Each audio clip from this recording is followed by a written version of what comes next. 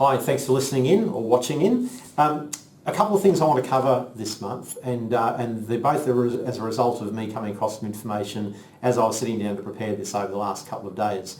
The first one is some good news, but with a caveat. The World Economic Forum has just released a report on the future of jobs. Now, they've looked at the projected outcomes for the job market generally over the next decade, particularly with a view to what automation is likely to do. And we all read in the news about the fact that more roles will become automated, people will be made redundant, or their roles will cease to exist.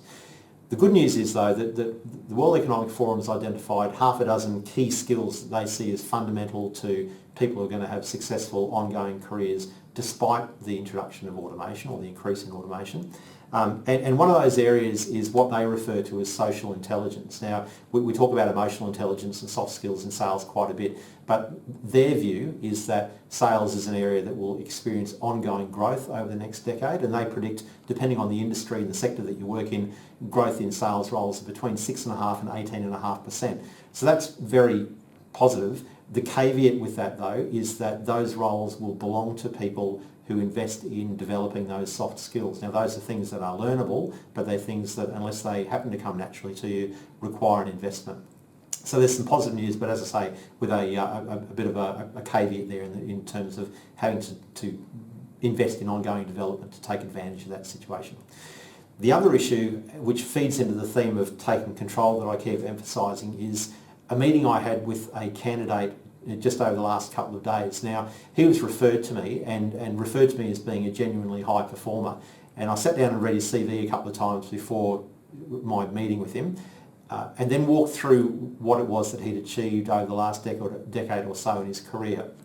And what I found from my meeting with him versus what I looked at in his CV were two entirely different things. There's no mention in his CV, for example, that the last 3 positions he's moved into over the last decade were all roles he was headhunted into, where he was poached by former managers that he'd worked for because of the performance he delivered in those previous roles.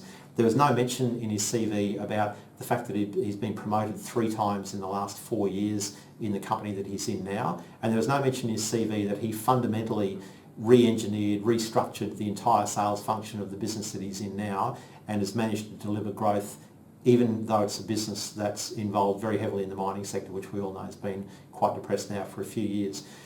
Instead, there were lots of glib phrases or normal phrases about responsibility for marketing, extensive interstate and overseas travel, phrases which, look, quite frankly, are meaningless and really a lack of quantified achievements, despite the fact that when I quizzed him about what he'd actually delivered, the results were very positive. So he's got a bland, typical sort of CV that really isn't going to stand out. Now, I say that because if he applied for a role at his level that I was recruiting, if he responded to, say, a CCAD, he'd be one of literally 250 comfortably applications that I'd expect to receive over, say, 7 days. So not having a CV that speaks to performance as opposed to experience is really something that is A, going to let you down, and B, is totally within your control. So I know this potentially comes across as being a bit preachy, but in the end, this really is about taking control of your career. The good news, as I said at the start, is that the sales function generally has a very positive outlook. There will be growth in sales roles, but it will require an investment from us as individuals in terms of developing our own skills. But the other part of it is that in terms of positioning yourself as far as your career is concerned, again, you are the person that needs to take ownership of that. It's your social media profile, it's your CV, it's your learning and development program.